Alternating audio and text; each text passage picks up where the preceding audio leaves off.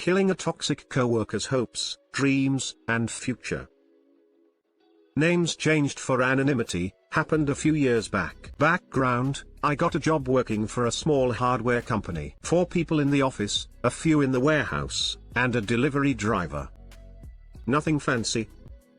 But it got me off the night shift and onto a desk. The owner was a pretty nice guy, let's call him Ray. Ray took over the family business in the early 2000s. Like most small business owners, he was pretty frugal. The job came with absolutely zero perks. 10 vacation days that doubled as sick days, no insurance, everyone was hourly and Ray hated paying out. He had one large customer that accounted for about half his business and everything after that was profit. He had gotten to the point where the business was doing well enough to support his comfortable life, 10-to-3 schedule, 4 weeks vacation, season baseball tickets, and had zero interest in growing it beyond that point. But my problem was not with Ray, it was with the absolute witch in the purchasing department. The players, 4 people in the office, meant that every part of this business fell to one of us. Ray was the owner, he negotiated large-scale orders both with customers and suppliers. Sarah was our admin/receptionist, sweet as pie. I was in charge of order processing and logistics, and I did quite a bit of work revamping the company website. Ingrid, aka Witch Supreme, handled small-scale purchasing and most of the other customers. Ingrid was a living nightmare sent to punish all mankind for our hubris. She had the personality of a one-dimensional Stephen King character that would be whipping an unruly mob into a frenzy. She was trash, plain and simple. She was also the most spiteful, hate-filled, vindictive Gorgon to ever walk God's green earth. She was a born-again Christian, so because she went to church every Sunday, she thought she could do no wrong. Ingrid, for whatever reason, disliked me from my first day. I don't know if she saw me as a threat or was just having a mood swing. I'm no psychologist, but I'm 98% sure she was bipolar, but she was not happy about my joining the company. She kept it civil at first. Ingrid loved to gossip at anybody who would listen, and since I was always at my desk I made for a captive audience. Everything she said was vile and mean-spirited, and most of it was blatant projection. She would complain about which actresses she didn't like because they were too fat. Ingrid was easily north of the 300 pounds mark, or had an annoying voice. Ingrid had a slight lisp. She would thump her Bible to the tune of how the gays were trying to destroy the sanctity of marriage. She was twice divorced. And complain about how Obamacare was costing her too much money. She had no insurance for herself or her kids, and had a handful of pre-existing conditions. She just hated Obama. She would tell stories about how she was with her son at the grocery store and he yelled at a Polish woman to speak American or get out of the country, like she was proud of it. All in just the worst person I've ever had to work with. In spite of all that, I felt I could just ignore Ingrid's bullshit and do my job. But then she started focusing her dislike of me into petty hatred. The spiral downward. Ingrid would take anything and everything personally. If I didn't say good morning to her, she would complain to Ray that I was being rude. Ray knew she had a screw loose, so he dismissed it. She didn't like that. She started trying to frame me for not entering orders that she claimed to have given me a week ago. I quickly put that shit to bed by date stamping every order that came across my desk and checking with her, Ray, and Sarah for new orders every hour on the hour. Every time something went wrong, her knee-jerk reaction was to blame me and throw me under the bus. The breaking point: one of our larger customers bought from us because their purchaser was a friend of Ingrid's. She made the connection between the businesses and Ray gave her a decent commission from it. I had met through a friend of a friend the purchaser from another large manufacturing company that uses products very similar to ours.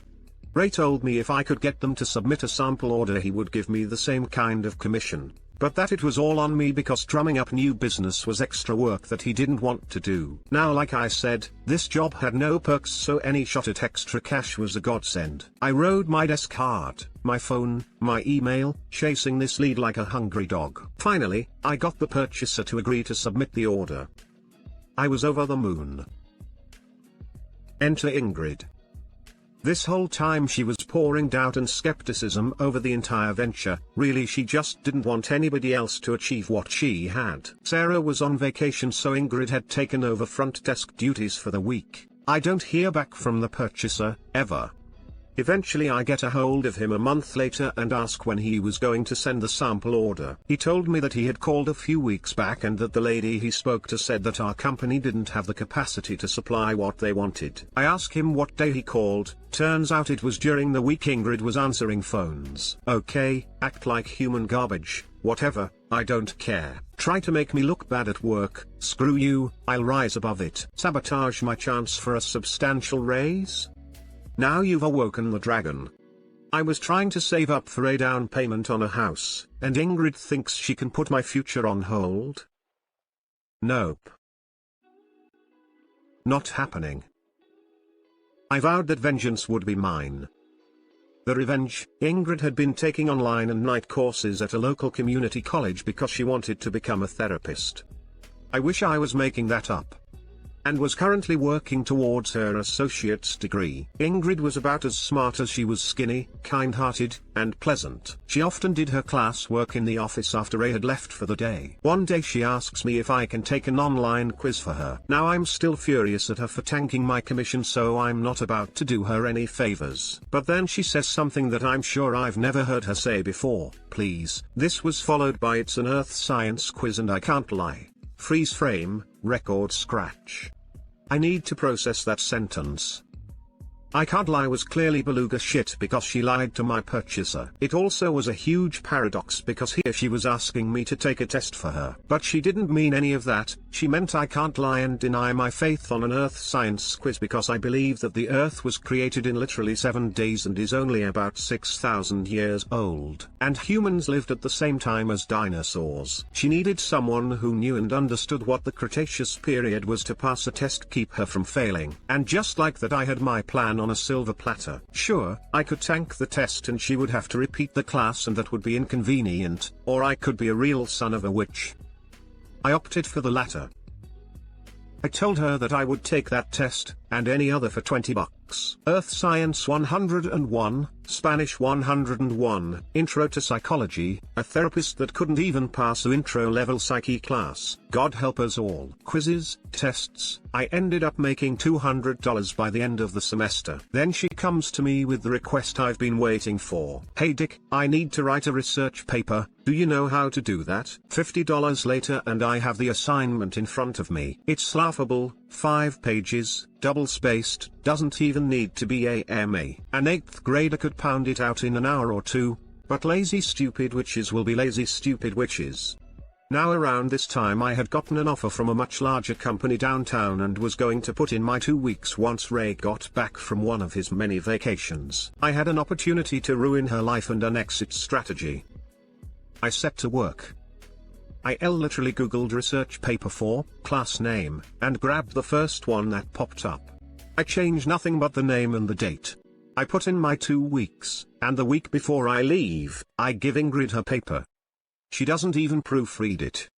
She just turns it in and goes along her merry way. What happened next? I heard secondhand from Sarah after I left. The professor immediately knew it was plagiarized and got the dean involved. Ingrid was so stupid that she even tried to use the truth as an excuse. I didn't plagiarize that paper, the guy I had been paying to do all my coursework did it. She was expelled from the institution for academic dishonesty and plagiarism, barred from any of the satellite schools or affiliate programs, and refused a refund on her tuition. Her dream of becoming a therapist shattered into dust as all of the nearby community colleges were part of the affiliate program. She was financially ruined, left with no savings and a semester of student loan debt. On my last day I made sure to poke my head into her office to say thank you, Ingrid, for everything I learned from you while working here. I hope you learned something from me as well. TLDR. Psycho Snatch Basket co-worker tries to get me fired and ruins a business venture. I get her to pay me to have her expelled and crush her dreams.